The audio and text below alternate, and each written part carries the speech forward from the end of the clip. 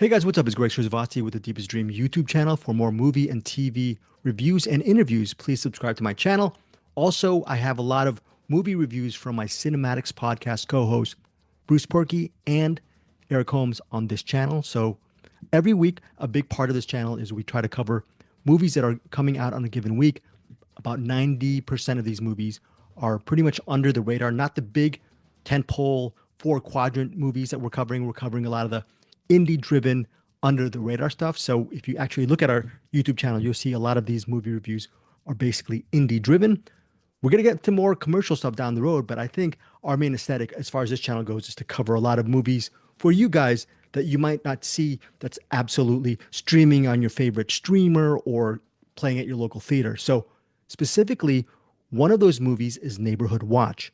Although it stars Jack Quaid, who you guys might know from The Boys, as well as what he was in Companion. I'm trying to think of other movies he was in. Wasn't he in Novocaine? Also, Jeffrey Dean Morgan stars in this movie. He's from The Walking Dead, a bunch of other stuff. He was in Watchmen. So these are the two leads. There's also Malin Ackerman is in this movie, and she has a small role in Neighborhood Watch. It's an indie film with all these A-list stars. It was only, I think it shot maybe 17 and a half days. I was reading the press notes from director Duncan Skiles. Skiles shot Neighborhood Watch in Birmingham, Alabama. He had a 20-day shooting schedule, but for some reason, it was cut down to 17 and a half. So this is definitely an indie movie. That said, it's a really well done film with all the lack of budgets and shooting under the gun. I really enjoyed the execution of this plotline, what this movie's about. And currently, on Rotten Tomatoes, the critics gave it 63%. The audience score, however, as of this recording, is 81%. So I'm very happy that a lot of people, a lot of cinephiles like myself, really enjoyed Neighborhood Watch. Now, the movie centers on Simon. He's played by Jack Quaid. And Simon there's some reviews that called him, maybe he's suffering from autism. The press note said he's schizophrenic. So let's go with schizophrenic. Simon is a schizophrenic. He was in a mental institution for a number of years. He is trying to settle himself down in the house that he lives in with his sister. I believe his older sister is played by Malin Ackerman. They live in this house and she's trying to pay the bills and she needs her younger brother to find a job and the opening act has Simon trying his best to get a job. But the problem is him being schizophrenic, he is still fighting the demons inside his head. Maybe he doesn't have the right medication. It's a struggle. So a lot of this narrative deals with the inner voice or the inner talking that Simon has in his head while he's trying to combat that.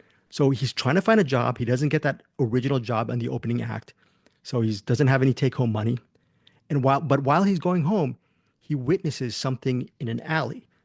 Supposedly he sees a woman being taken by a man.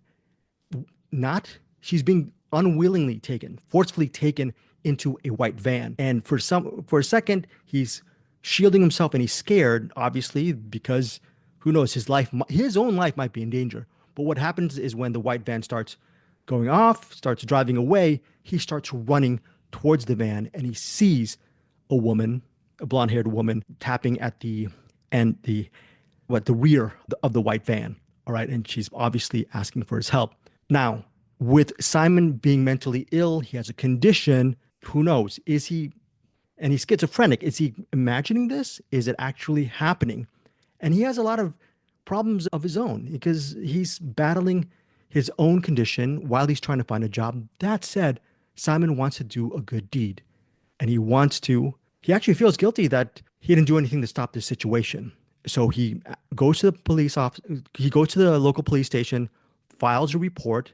He believes that the police detective does not agree, probably took down his report, and because of his situation, probably is not taking himself seriously. He supposedly has the license plate and everything should be fine, but he is actually paranoid that, maybe rightfully so, that the detective who took down his report is not going to take his report seriously. So what Simon does is he goes to his next door neighbor. His next door neighbor is Ed, played by Jeffrey Dean Morgan.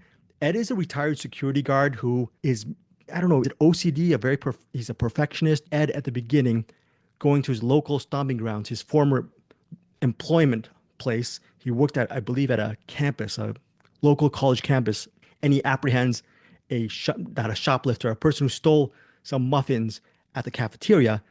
And he's not supposed to do that because now he's retired, he's a bystander, and the person who replaced him obviously is not very fond of Ed and Ed's actions.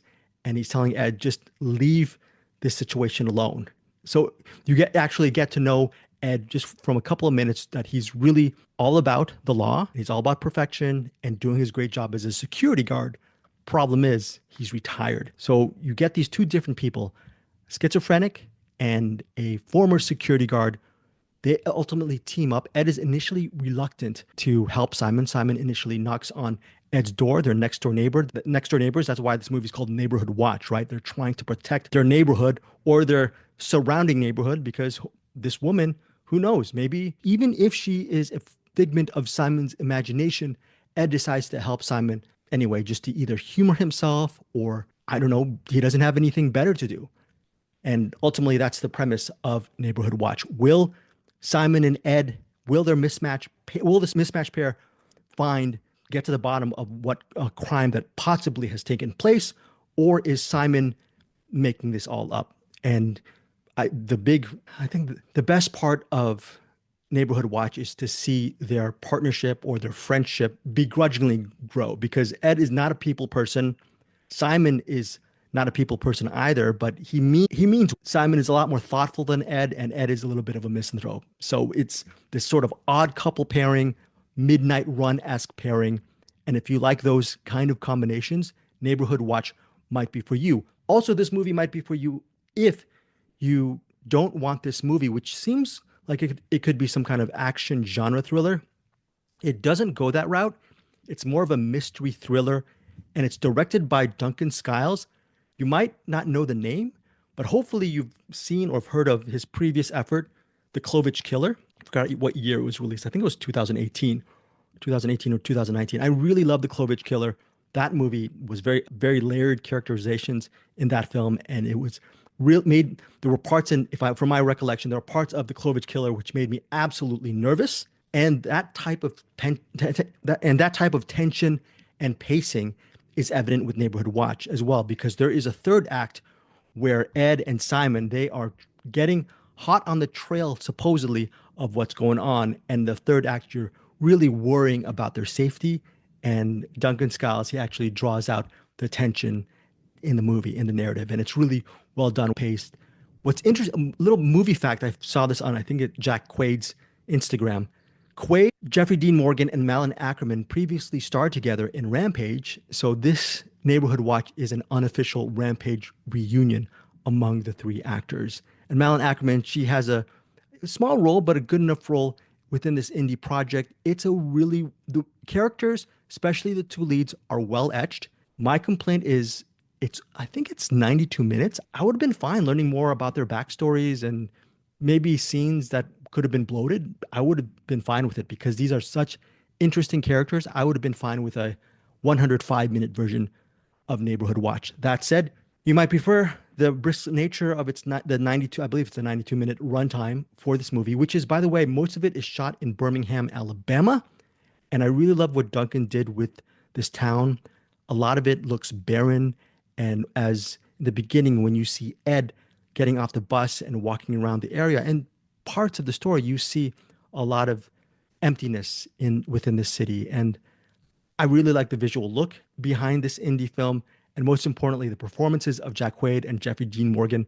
They're very locked in the movie. And there are some dangerous moments that happen. And I was really concerned, and I was at the edge of my seat with a couple of moments with Neighborhood Watch. I'm glad currently it has an 81% Rotten Tomatoes rating. This was released May 2nd in theaters and on demand. So currently, if you haven't seen it in theaters, May 2nd, 2025, as of this recording is May 4th, but it opened this weekend in theaters and on demand. It's worth a rental or purchase on demand, in my opinion, and would love to hear what you think of Neighborhood Watch, again, directed by Duncan Skiles, the director behind the previous effort, The Clovage Killer, and it's written by Sean Farley, and I really enjoyed it. I'm giving Neighborhood Watch, I'm thinking right now, 4.5 stars, 4.5 out of 5 stars. This is a really first-rate thriller, and it has comedic elements as well. Some of you might give it a lower rating because it seems like such a simple story, but sometimes simple works.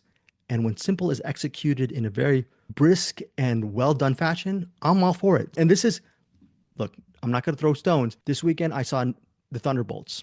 Went to my local theater, paid some extra bucks to go see it in Dolby.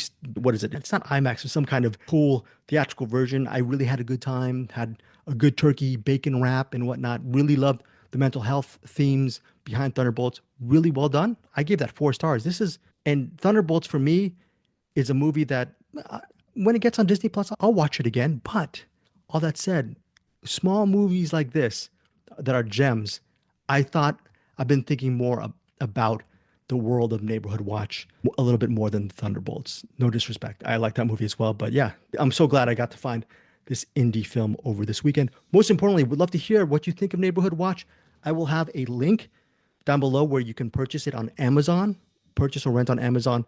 All of those monies will go to me and my CinemAddicts crew, Bruce Perky, Eric Holmes, and our co-founder, Anderson Cowan. That really helps us get our podcast up and running and it doesn't put a roof over our head, but we get to have nice little cheeseburgers on the side thanks to your support. And yeah, for more movie reviews and TV reviews and interviews, please subscribe to this channel. Thank you so much for listening to this review. And yes, I've been blabbering too much.